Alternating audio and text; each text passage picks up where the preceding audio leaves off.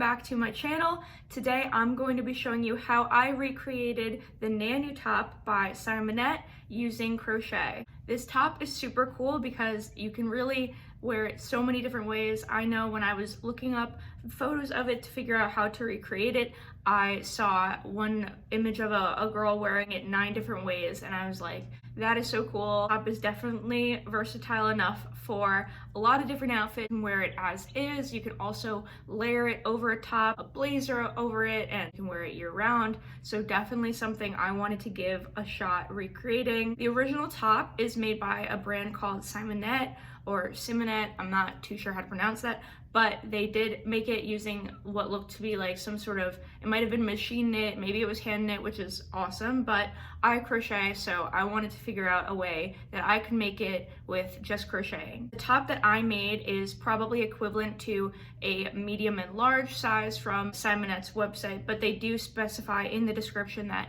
the only real difference is that there's more length to tie around. So otherwise it's pretty much the same as the small or medium size. I think regardless of what size you are, you're probably gonna end up with exactly what you would be buying dimensions wise if you were to follow the pattern that I'm about to show you right now. If you are going to go ahead and make this pattern, or if you want to see more crochet tutorials from me, please go ahead and subscribe down below, like, comment, share this video, whatever you feel, anything that you can do helps support me and my channel will be totally completely appreciated. Please go ahead and do that, and we can go ahead and get started with making the Nanu top. For materials, you'll need a 4.0 millimeter crochet hook, recommend some stitch markers, a tapestry needle to sew, and then I use the Lion Brand 24/7 cotton yarn. I think you need about 500 yards total of this. It's a weight 4 cotton yarn, and I will link everything that you need in the description as well if you want to go check that out. Also, if you are someone who's more comfortable following along with a written pattern, I will link the written pattern for this from my website, thecrocheting.com, in the description below for you to check out. On my website as well, I also have over 100 crochet apparel patterns. Not all of them have videos. In fact, most of them don't. So I think if you want to check out those designs and see if there are some that maybe you won't find on my YouTube, but you'd still like to give a shot at making, definitely check that out. I will link it below. If you want to make sure you're making the right size beforehand, you can go ahead and make a swatch of about 12 stitches long and 6 rows tall of single crochet stitches, and that should be about 3 inches by 3 inches. And if you're a little off, then I would suggest adjusting your hook size, or maybe using a different weight yarn just until you can find that perfect size. If you're a little bit off, it's really not too big of a deal, but just something to keep in mind before you want to get started making the entire piece. Now we can go ahead getting started making the actual top. So to start, I have a chain here that is exactly 231 centimeters long. For me, that was 325 chains with my 4 millimeter crochet hook. But if you find it to be something different, it shouldn't really affect the pattern too much for you to change it up a little. So with this chain of 325, I've also gone and stitch marked the 161st stitch. Now that is 1 stitch away from the centermost stitch, which is the midpoint, and you'll see that doing so will help you to, when you arrive at the stitch directly before, to make a chain of 5, skip over these 5 chains, and then begin to single crochet across the other side. This is going to be the center part with that little kind of stitched up design, so we're going to leave those unstitched. So as you heard, we're going to be single crocheting, so I can start with a chain 1, which will count as the first single crochet of the round, and then I can simply begin to single crochet in each chain across. And then when I arrive at the midpoint, or the stitch marked stitch rather, I'm going to just chain 5 and skip over the centermost 5 chains and continue to single crochet in the 6th chain from my hook at that point, and in each chain across all the way to the other side until I reach the very last chain. So I'm going to go ahead and finish this up off camera, and then we'll move on to round 2. So we've finished up with all of the rounds. So we have 17 total rounds of single crocheting in the back loops, along with this middle piece here that I've just gone ahead and weaved a very long strand of yarn through to kind of give it that textured look that the top has.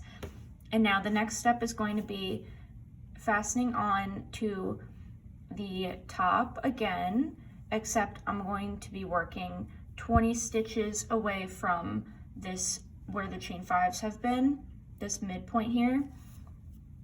And I'm just going to chain 1 and single crochet to count as the first stitch.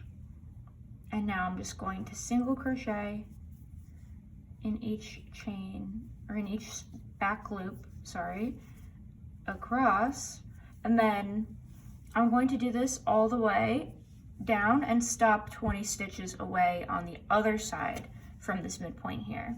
And one more thing before I move on, you will again be chaining 5. And then at the end of these rounds, we're also just going to weave a strand of yarn through. So here I've stopped 20 stitches away from this midpoint, and I'm going to chain 1, which will not count as a stitch. And then I'm going to turn, and now I'm just going to make 1 single crochet decrease using the back loops,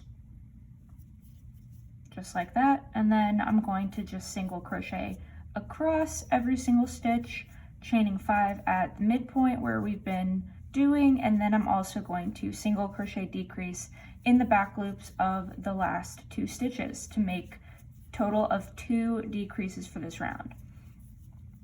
So I will end up here on this other side right here, and I'll just decrease and continue to repeat this round until either you've made a total of 8 rounds, which means that you'll have 13 stitches on each side when you end this, or you'll stop when this entire piece measures 24.5 centimeters in length. So if it's a little off, it's not the end of the world, but that's the length we're going for with this shorter piece up here. That should be if you've been following the same gauge for this pattern after a total of 8 rounds. So I'm going to go ahead and repeat the same process of decreasing on either end and single crocheting in the back loops until I have 13 stitches on either side of the midpoint. All right, so now we can get started on the last step of the top, which is making the 2 top extensions. So I've already made the one on this side, so I'm going to just show you really quickly how you're going to make both of these.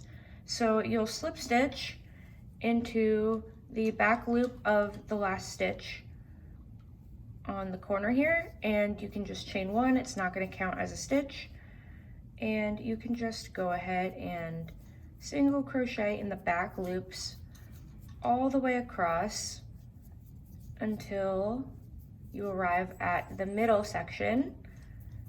And that middle section, as we remember, is where we were threading the yarn in and out to create that kind of textured look. And we're going to stop once we get there, bringing us to a total of 13 stitches in this round. And then the entire round is going to be repeated over and over until you get the exact measurements that you need. So here we've arrived at the last stitch. And just like that, we are done with round 1. So here you can see I have 13 stitches in a row here, all in the back loops. To make the next round, I would simply chain 1, which does not count as a stitch. I would turn and I would single crochet in the back loops. And you want to repeat this for a total of 110 rounds. So once you've reached 110, I'll show you, you're going to fold over the rectangle so that the last round of the entire extension is touching the 15th round away from the last round. So this in total is 15 rounds, this loop here. And then what I've done is just slip stitched across. You can also fasten off and sew across, however you want to connect the first round to the 15th round away from that round. Just go ahead and do that, and then you're ready to wear your top. Thank you guys so much for watching. I really hope you enjoyed this tutorial for the crochet version of the Nanu top. And if you did make this top, I would love to see how it turned out. If you could tag me in a photo on Instagram at Crocheting. I'm also on Facebook, Twitter, Pinterest, Etsy. I have my website, so however you want to get in touch with me to tell me about your experience, please go ahead and do so. I will link everything in the description below for you to check me out on all those different sites. And also, if you wouldn't mind subscribing, maybe sharing this video with a couple of your friends who crochet, sending me a comment on this video, anything that you would mind doing, I would be really appreciative of that. It is so exciting whenever I see a comment or a new subscribe from one of you guys. It really makes me so happy to know that you're enjoying the videos I'm making. So please go ahead and do that before logging off, and I'll see you in the next one. Bye!